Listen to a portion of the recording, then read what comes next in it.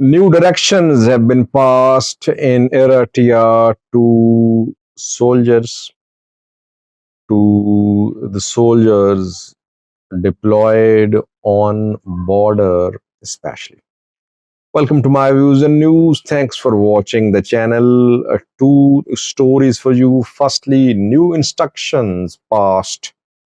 The instructions being implemented by lower uh, tier of Eritrean military reportedly. Secondly, TPLF issued a statement yesterday accusing the federal government of Ethiopia.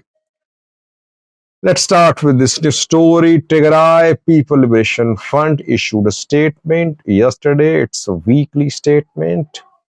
The statement is very critical of the Ethiopian federal government. TPLF says federal government is arming forces against TPLF, against Tigray military.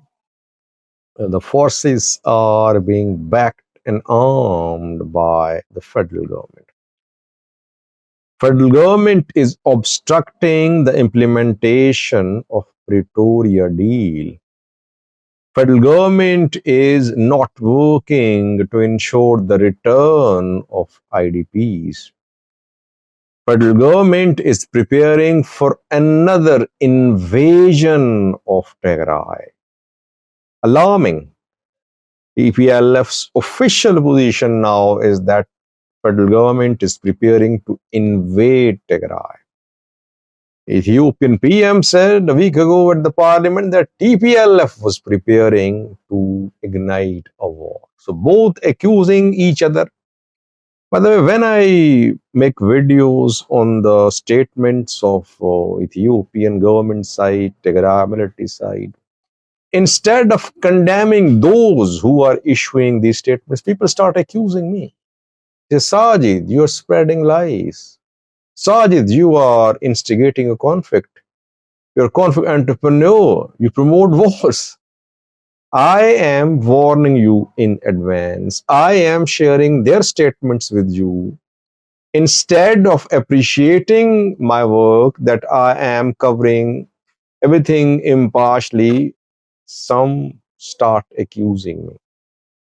And some people write very interesting comment. They say, Saj, we love your work. You have been very impartial, but now we're seeing a change in your reporting. You have become biased in support of this party, biased against that party.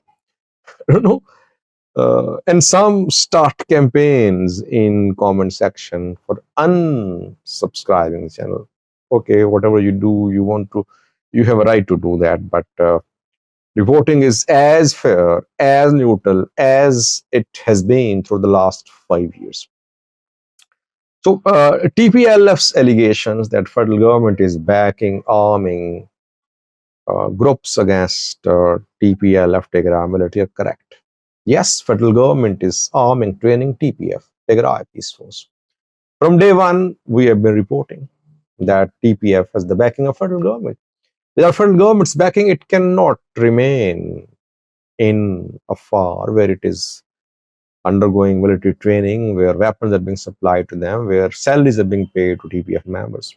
Federal government is definitely backing them. Is federal government preparing to invade Tigray? I don't think so. Federal government, I think, wants to avert war at this point of time. It does not want to fight now. Maybe it wants to fight later this year or next year, but not now. TPLF rather wants to take control of Volkai. Backed by Eritrea, it could make a move. Second story is from Eritrea, where reportedly instructions have been passed about the use of mobile phones. Strict instructions have been passed that mobile phones should not be used by soldiers. Why? Well, Firstly, mobile phones can be tracked, communication can be intercepted, calls can be recorded, messages can be leaked. And when you are in an emergency situation, the last thing that you want is disclosure of your plans.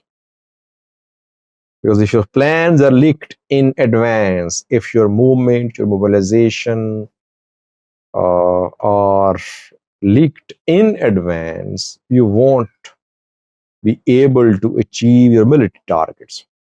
Eritrea is, by the way, known for adopting secrecy when it comes to its military plans, when it comes to showing its military capabilities.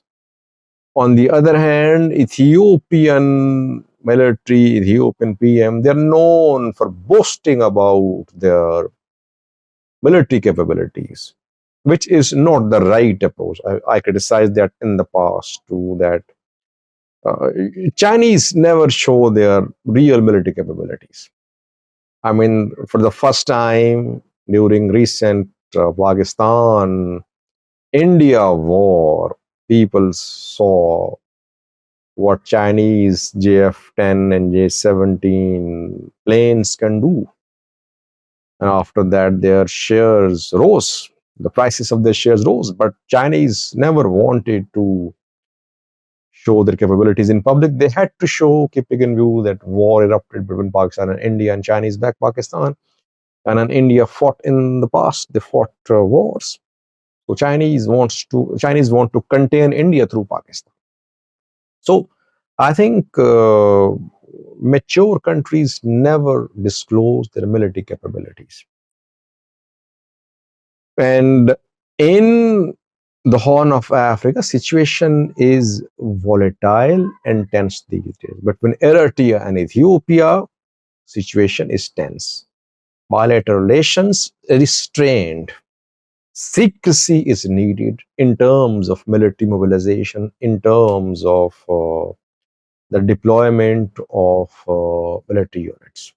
That is why use of mobile phones has been banned in Eritrean military. And secondly, these modern gadgets could turn against you. We saw that when Israel exploded communication devices used by Lebanon's Hezbollah fighters. Israel, if any conflict erupts between Eritrea and Ethiopia, will most probably support Ethiopia. Israel is accusing Eritrea of being part of Al Burhan Iran alliance. A technologically advanced country, Israel, if it starts supporting Ethiopia, it can provide intelligence to Ethiopia. Eritrean communication networks could be disrupted. Eritrean equipment using uh, communication using internet could be in problem. So Eritrea is not known for having very modern weapon systems which use internet, etc. But Eritrea bought some modern machines recently, reportedly. I think Eritrean government made the right decision. It does not want everyone in the military to be in possession of mobile phones, which could be intercepted and communications could be intercepted. That is why use of mobile phones has been banned in Eritrean military reportedly. Thank you for watching.